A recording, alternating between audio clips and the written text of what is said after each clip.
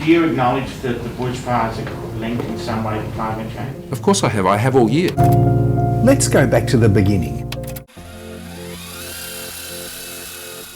In 2013, the mere existence of climate change was hotly debated, and the first act of the Abbott government was to sack the government-funded Climate Commission. That the Climate Commission had been abolished.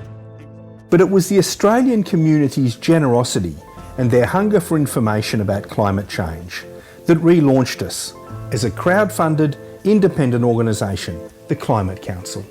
We're here because of your support. 7 years on, we've got a lot to be proud of. Together, we've shifted the national conversation from whether climate change is real to what we can do about Getting it. down our pollution, moving to solutions like renewable energy really actively. We've shown how extreme weather and climate change are inextricably linked and pressured the Prime Minister to acknowledge climate change's influence on the recent catastrophic bushfires. We've created and empowered a range of organisations who are working to elevate climate stories in the news, speaking from experience about the need to act. These soils are baking. And pushing for action from the ground up. It's impacting on livelihoods, it's impacting on safety. The Climate Council's Cities Power Partnership has grown to represent more than half of all Australians. It's now our nation's largest network of cities and towns tackling climate change.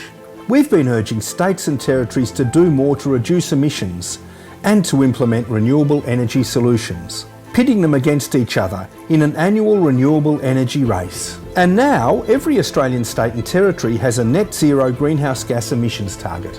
And at every turn, you've been with us. What we've achieved together is incredible.